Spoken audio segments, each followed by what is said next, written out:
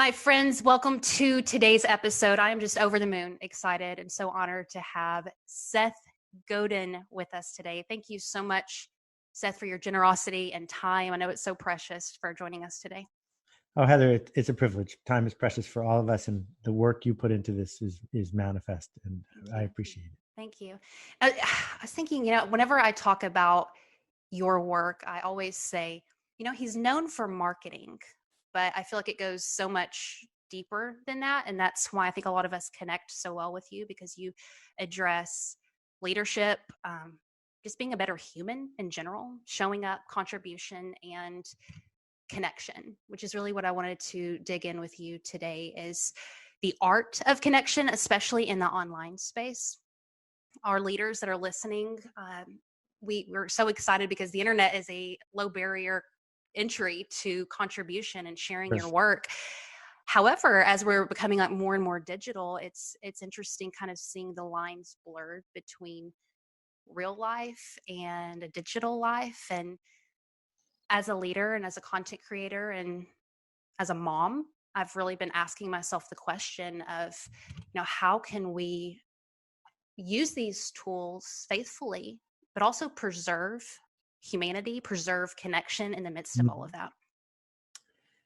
Yeah, well, that's a certainly wide open place. So why don't we start there? I want to challenge a little bit the name of the podcast, because all leaders are unconventional. Yeah. That, in fact, managers are conventional. Managers look like people from the movies. Managers have power and authority and have fit in so that they've been given this tool, the scepter. But management and leadership are totally different things. Yeah. And management is getting other people to do what you say because you have authority over them. Leaders have no authority unless they're managing. They have influence if they're willing to be unconventional. Yeah. And to do that, we have to begin with generosity. And it's the generosity that comes from the radical empathy of accepting that everyone else is not you. Yeah. They want something you don't want. They need something you don't need. They see something you don't see, and that's okay. And if you can't start there, then you're just a selfish hustler. Then you're just saying, how do I get other people to do what I need? Yeah. As opposed to this idea, which the phrase doesn't really work for me, but servant leadership, that says, if I can help other people get where they would like to go, I can do that without manipulation. I can do that without worrying about whether I fit in all the way. And instead, I can focus on the change I seek to make. So we start there with connection online, like moving forward, we're, like I said, we wouldn't have to necessarily leave the house right now, you know what I mean, for a long time. And I've just been thinking about that with the future, with the next generation. Yeah. How do we preserve connection? If I, like right now, I'm not with you right now, like I'm meeting you for the first time, may never meet you in person. I just see you on a screen. And so how can we rally and champion connection, like when this is what we have? Yeah. Well, first, let's undo two words that don't really make sense. And they are friends and followers. The people who are your Facebook friends are not your friends. Yeah. And the people who are following you on Instagram are not following you. They're just made up words that don't mean anything. What they actually are friendlies. What they actually are people who are willing to hear you whisper now and then, but they're not your tribe. They are simply a group of people who have made choices on their own. And what we do to get beyond that is we make promises to people and then we keep them. And if you keep making bigger promises and continue to keep the promises, then a connection forms. And it doesn't matter whether you and I are breathing the same air, right? You and I are sharing something right now. Yeah. And 5 years from now, when we run into each other, we will remember that something happened here today.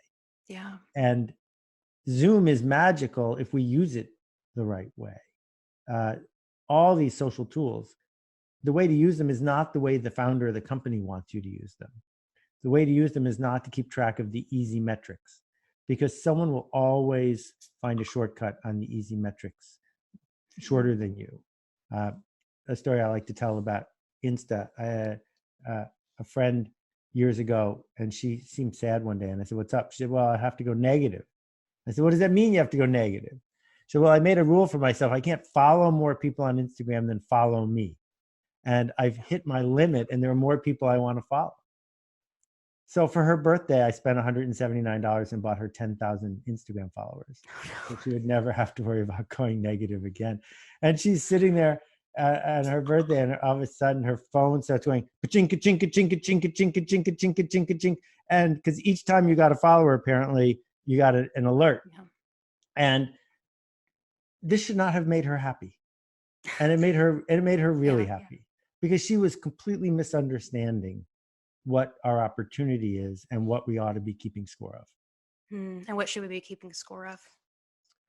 Who would miss you if you didn't show up? Mm-hmm. Yeah. Yeah.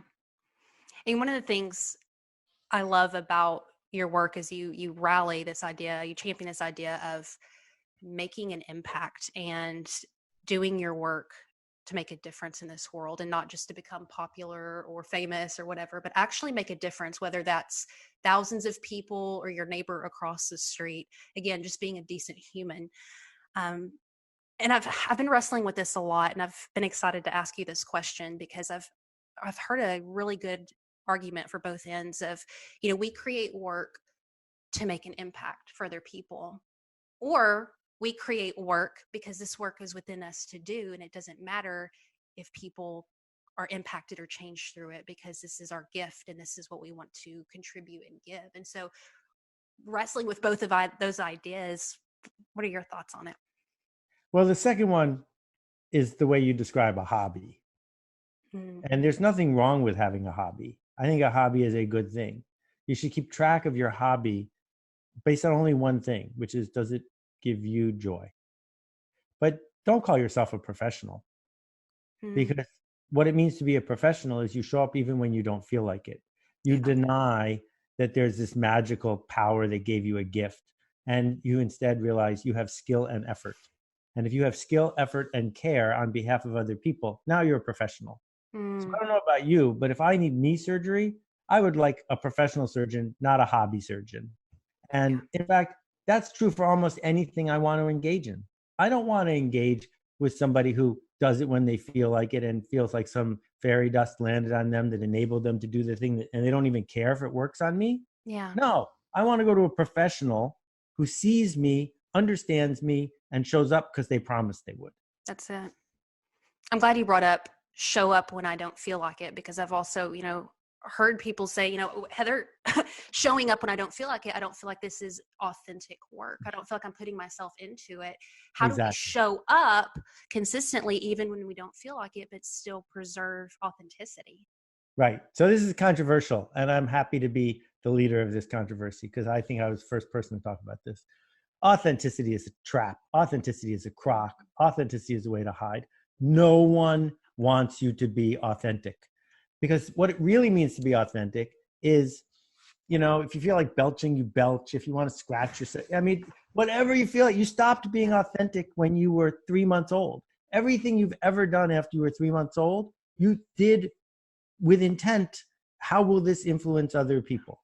So, the choices that we make in everything we do are thoughtful choices. We may not have a narrative about them, but we made a choice. So no one wants you to be authentic. You know what we want? We want you to be consistent.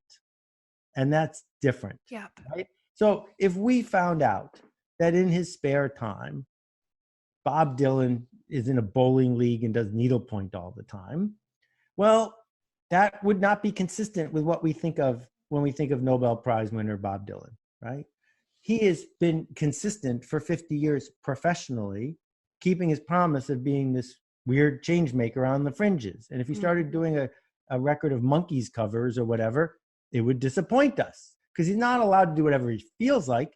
He's allowed to do what we expect him to do because of the promises he made.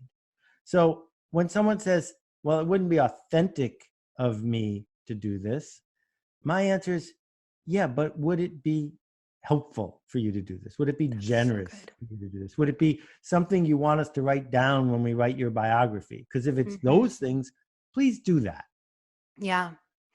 I'm so glad this was brought up because I remember hearing you talk about, and I'm totally paraphrasing here, but you don't have to be fully transparent online in order to connect with people. And I was so grateful to hear that because, again, when we're putting our messages out there, everyone listening to this show are either content creators or authors, or they're putting their work out there publicly, and figuring out boundaries within your personal life and Yeah, drawing some lines there to protect yourself and your family. And again, navigating that space of how do we show up and connect and yet have boundaries. exactly. So this is a shortcut that has worked for some people. You are too young to remember Jenny Cam, but Jenny Cam launched video on the internet. And this woman, Jenny, put a camera in her house and it was on all the time.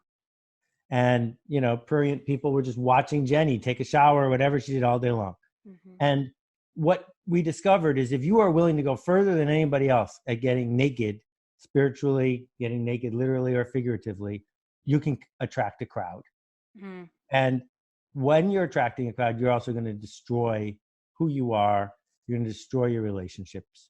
Up to you, right? Yeah. And so that's easy. It's easy to just spill whatever you want to spill online and believe that your sharing of your drama is actually helping everyone else. And then you get hooked on it because what you're really keeping track of is how many people are following you and how much money did you make from being an influencer, blah, blah, blah. But again, you're not being a professional. Right. So what it means to be a professional is not, I'm going to get naked for you. It's, I see you and here's how I can help you get to where you're going. It might just be by entertaining you. That's fine. Yeah. But this coupling of authenticity and transparency, I am not in favor of either one. I think you need generosity and consistency instead.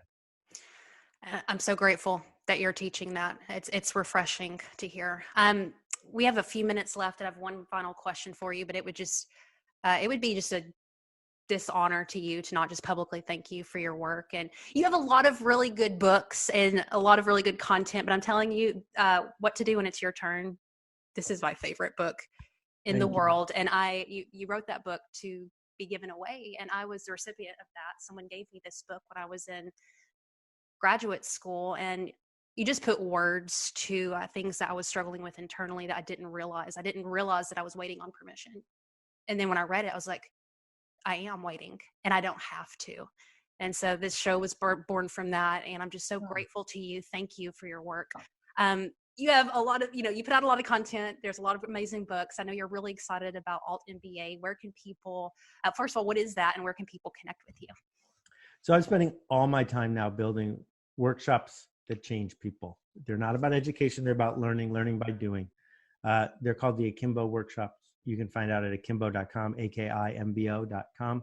And our flagship is the altMBA, which is a 1-month intensive that has changed the lives of 4,000 people in 75 countries. But you don't have to leave home to do any of them. They're all participatory. So if you want to watch video, go to Udemy. But what we are trying to do is find people who want to make things better and give them a place where they can see each other, connect each other, and learn something hard. So it's at akimbo.com. We have a new one coming out in January that I think people will be interested in. We're also doing the marketing seminar, and there's a few sessions of the altMBA every year. So if it resonates, we would love to have people check it out. Awesome. All that will be linked in the show notes. Very last question. Let's say that you were to go back in time to before all of this. I know you've been in the industry for years and years, but let's say maybe mid-20s, late 20s, before the ball really started getting rolling for you. Before these books, when did you write your first book? Well, so I was a book packager for a long time. I Right. wrote 120 books, or I created 120 books. The first one was in 1986 called Business Rules of Thumb. Yeah. Okay. So let's say we go back to 86 then, and you were to go and tell yourself one thing that you know now that you didn't know back then, what would that be? Yeah, I think it's the thing that